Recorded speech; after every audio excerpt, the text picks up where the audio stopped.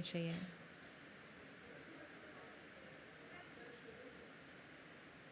ये बहुत इम्पोर्टेंट है। जब आत्मा अपना चोला छोड़ती है और हम सब जाते हैं अंतिम विदाई देने के लिए, और सभी कहते हैं क्या लेकर गए अपने साथ। अभी पिछले कुछ दिनों में तो रोज़ अखबार में आ रहा है ना, 46,000 करोड़, 48,000 करोड़ रोज़ आ रहा है। और सब लोग बहुत स्पिरिचुअल हुए हैं सडनली, ओ फाइनली तो देखो क्या जाता है साथ में, कुछ जाता ही नहीं है। इसको कहते हैं शमशानी वैराग्य। इसको कहते हैं शमशानी वैराग्य। अर्थात जब हम अंतिम विदाई देने जाते हैं तो बड़ा वैराग्य आता है। वो वैराग्य ये होता है कि अरे look at the futility of life, finally I can not take anything with me. But that is not the futility of life, that's the reality of life. We always knew it. कोई ऐसी बात तो हुई नहीं जो हमें पता नहीं थी, हमें पता थी सब कुछ। इम्पोर्टेंट ये नहीं है कि हम क्या नहीं लेके जा सकते, वो हम सबको पता है कि हम नहीं लेके जा सकते। इम्पोर्टेंट है ये पता होना कि हम क्या लेके जाते हैं। तो दुनिया कह देती है कि हम खाली हाथ आए थे और खाली हाथ जाएंगे, ना कुछ लेकर आए थे ना कुछ लेकर जाएंगे। Now this is half true, not really true. So खाली हाथ आए थे खाली हाथ जाएंगे is in terms of everything that is visible. तो आत्मा एक क्षण में शरीर छोड़ती है तो सबसे पहले तो शरीर ही छोड़ देती है अपना। तो शरीर नहीं जाता, लोग नहीं जाते, रिश्ते नहीं जाते, एंड ऑफ कोर्स जो हमने अचीव किया था वो नहीं जाता है। तो दिखने में अगर देखा जाए तो खाली हाथ, कुछ भी नहीं सोल लेकर जाती। दूसरी तरफ आत्मा माँ के गर्भ में प्रवेश करती है। थोड़े महीनों के बाद एक बहुत प्यारा सा बेबी पैदा होता है, वो भी अपने साथ कुछ नहीं लेकर आता है। तुम कहते हैं खाली हाथ जाएंगे खाली हाथ आएंगे, लेकिन जिस दिन बच्चा पैदा होता है उसके 1-2 दिन के अंदर पंडित जी एक जन्म पत्री बना देते हैं, और जन्म पत्री में वो उस बच्चे की पूरी डेस्टिनी बता देते हैं। भाई 10 साल की एज में ये होगा, फिर 20 साल में ये होगा, फिर वो काम ये करेगा, फिर उसके रिश्ते ऐसे होंगे। कैसे हो सकता है ये कि बच्चा अभी पैदा हुआ है, उसने अभी तक कोई कर्म नहीं किया है, और कर्म से जो भाग्य बनता है वो ऑलरेडी बैलेंस शीट हमें उसी दिन मिल चुकी है। तो मतलब जब वो बच्चा पैदा हुआ तो वो अपना भाग्य तो अपने साथ लेकर आया है। तो वो खाली हाथ नहीं आया, भरपूर आया है, क्योंकि वो अपना पूरा का पूरा जीवन का भाग्य लेकर आता है अपने साथ। वो जो जन्म पत्री उस दिन प्रिपेयर होती है ना, that is like an opening balance sheet of the soul, कि this is the starting point now of this lifetime. लेकिन वो opening balance sheet is identical to the closing balance sheet, which was the last second of the soul in the previous costume. तो हम इस costume में एक business कर रहे हैं। बिजनेस मतलब कर्मा एक्सचेंज, कर्मों का, थॉट्स का, फीलिंग्स का, बिहेवियर्स का हम सारा दिन एक्सचेंज कर रहे हैं, और उसका हर रोज़ हर क्षण हमारी बैलेंस शीट में एंट्री होती जा रही है। हर क्षण आप एक थॉट क्रिएट करें वो यहाँ रिकॉर्ड हो रहा है, आप एक फीलिंग जनरेट करें वो यहाँ रिकॉर्ड हो रही है, आप एक वर्ड बोलें वो यहाँ रिकॉर्ड हो रहा है, आप एक बिहेवियर क्रिएट करें, आप एक इंटेंशन क्रिएट करें, आत्मा के ऊपर सब कुछ रिकॉर्ड हो रहा है। आज अगर हमारी फ़ोटो खिंच रही हो तो हम कितना ध्यान देते हैं? ध्यान देते हैं कि नहीं फ़ोटो पर, है ना भाई? बिल्कुल फटाफट ठीक हो जाते हैं, फ़ोटो खिंच रही है। और जब फ़ोटो सामने आती हैं, इवन अगर उस फ़ोटो में 10 लोग हो, हमारा ध्यान सबसे पहले किस पर जाता है? बाकी बाद में सबको, इवन अपने बच्चे को बाद में देखेंगे, पहले आप अपने को देखेंगे। लेकिन कर्मों में हम सारा दिन सबको देख रहे हैं, ये क्या कर रहे हैं, ये क्या कर रहे हैं, ये क्या कर रहे हैं, ये क्या कर रहे हैं। उस फोटो में सबसे पहले अपने को देखते हैं और कर्मों के फोटो में सबको देखते हैं अपने को देखने के अलावा। बस उतना ही अटेंशन इस पर भी रखना है। तो everything I think, speak, behave, do, which means the energy that I create, क्योंकि हम जो कुछ सोच बोल रहे हैं वो एक वाइब्रेशन है, वो एक एनर्जी है, हमसे क्रिएट होकर बाहर चली जाती है। वो हमारा कर्म है और वो कर्म यहाँ रिकॉर्ड होता जा रहा है। हमारे संस्कार रिकॉर्ड होते जा रहे हैं और जिस क्षण मैं आत्मा शरीर छोड़ती हूँ, मैंने किसके साथ जीवन बिताया वो मेरे साथ नहीं जाते हैं, लेकिन उनके साथ रिश्ते बिताने में मैंने किस तरह के संस्कार यूज़ किए, उनके हर व्यवहार पे मुझे बुरा लगा, मैंने फॉरगिव किया या मैंने बातों को पकड़ के रखा,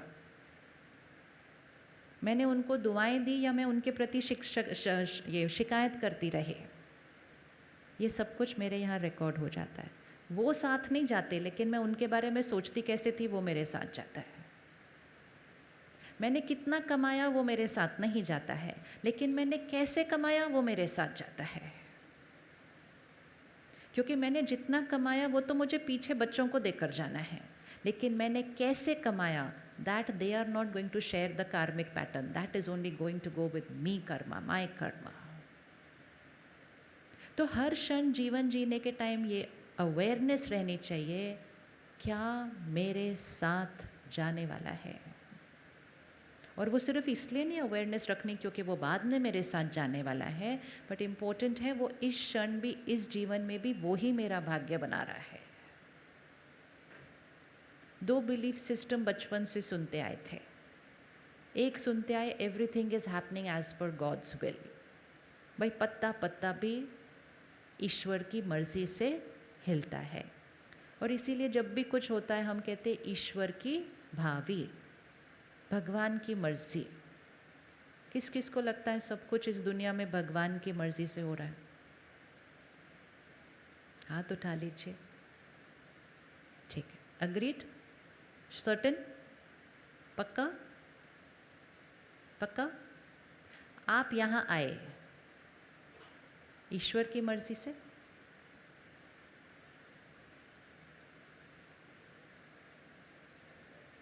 आप यहाँ अपनी मर्जी से आए हैं या ईश्वर की मर्जी से आए हैं? आप यहाँ अपनी मर्जी से आए हैं या ईश्वर की मर्जी से आए हैं? अच्छा चलो एक स्टेप और जाते हैं। आपने जो ड्रेस पहनी है वो आपने चूज़ किया या परमात्मा ने आपके लिए चूज़ किया? क्यों, वो भी तो एक कर्म है ना। एवरीथिंग देन, अगर पत्ता पत्ता ईश्वर की मर्जी से हिल रहा है, then this dress also he has to choose for me कि मैंने क्या पहनना है। फिर मेरी चॉइस से तो कुछ हो ही नहीं रहा है। सारा दिन आपको क्या लगता है हम जो सोच रहे हैं, बोल रहे हैं, कर रहे हैं, ये उसकी मर्जी से हो रहा है, हमारी चॉइस से कुछ भी नहीं हो रहा। अगर ईश्वर की मर्जी से दुनिया चल रही होती तो एक वर्ड में बताइए दुनिया कैसी होती? कैसी होती है? आज आपको परफेक्ट लग रहा है लोगों का भाग्य? परफेक्ट लगता है भाग्य? दो क्राइटेरिया होते अगर परमात्मा भाग्य लिख रहे होते। एक, परफेक्ट। अच्छा एक सेकेंड ये करो, अपने बच्चों का भाग्य लिखो फटाफट से। Do it right now. चलो राइट। स्टडीज़ में कैसे होंगे आपके बच्चे? कैसे होंगे? परफेक्ट। सेहत कैसी होगी उनकी? कभी कभी थोड़ा बीमार वगैरह? भाई थोड़ा सा होना अच्छा होता है, टॉक्सिन्स निकल जाते हैं बाहर, लेकिन हम बीमार तो दिखेंगे ही नहीं उसके भाग्य में। हम अपने बच्चे के भाग्य में सब कुछ परफेक्ट लिखेंगे, पढ़ाई परफेक्ट, रिश्ते perfect, health perfect, everything perfect, nothing but perfect. और अगर आपके दो बच्चे हैं, क्या आप दोनों का इक्वली परफेक्ट लिखेंगे या किसी का थोड़ा कम थोड़ा ज़्यादा? कैसा लिखेंगे? इक्वली लिखेंगे। तो हम एन ऑर्डिनरी ह्यूमन बीइंग एक तो परफेक्ट लिखेंगे और दूसरा इक्वल लिखेंगे। और वो परमात्मा है, एक तो वो किसी एंगल से परफेक्ट नहीं लिख रहा आजकल। हाँ, परफेक्ट है, दुनिया में जो हो रहा है वो परफेक्ट है। इतना दुख, इतना दर्द, इतनी बीमारियाँ, नेचुरल कैलामिटीज़, वॉर, बाकी तो जो जो हो रहा है वो हमें पता ही है, घर घर में। ये परफेक्शन है। और मोस्ट इम्पोर्टेंट, क्या लोगों के भाग्य इक्वल है? इक्वल है? कोई 100 वर्ष तक हेल्दी रहता है और कोई बच्चा पैदा ही बीमारी के साथ होता है, ये इक्वल है? कोई पैदा महल में होता है, कोई पैदा होता है तो ही उसके पास कोई नहीं है, ये इक्वल है? ये तो बहुत बायस्ड है, बहुत बायस्ड है। बायस्ड की भी तो कुछ लिमिट होनी चाहिए, तो कितना बायस्ड है? किसी के पास तो पेरेंट्स ही नहीं है पैदा होते हुए, इज दिस इक्वल? और किसी के पास 20 लोग हैं उसको पैम्पर करने के लिए, इतना इनइक्वालिटी। तो ये कैसे परमात्मा बैठ के भाग्य लिखता है? What is the criteria then? तो इसलिए हमेशा सोचना चाहिए, अगर परमात्मा भाग्य लिख रहे होते तो परफेक्ट होता और इक्वल होता। एक और चीज़ हम बचपन से सुनते आ रहे हैं, everything is happening as per law of karma. ये भी तो सुनते आए ना बचपन से, कि जैसा कर्म हम करेंगे वैसा भाग्य बन जाएगा, क्योंकि हर कर्म का एक परिणाम होता है। There is a consequence of every energy that I create. तो अब ये दो बिलीफ सिस्टम है as to what is writing my destiny. Is my karma writing my destiny और is God writing my destiny? अगर कर्मा भाग्य लिखते हैं तो हमारे बहुत सारे कर्मा बहुत अच्छे हैं और इसलिए हमारे भाग्य में इतना कुछ अच्छा है। फिर कई बार हम छोटी छोटी गलती कर देते हैं तो उसका रिटर्न भी कर्मा में छोटी छोटी बातें आ जाती हैं। हर एक के कर्मा अलग अलग हैं, तो इसलिए इक्वालिटी इन डेस्टिनी तो पॉसिबल ही नहीं है। आज आपके घर में आपके 2 बच्चे भी एक जैसे कर्म नहीं करेंगे, 2 बच्चे भी एक जैसे कर्म करेंगे नहीं और 2 बच्चों का भाग्य एक जैसा होगा नहीं।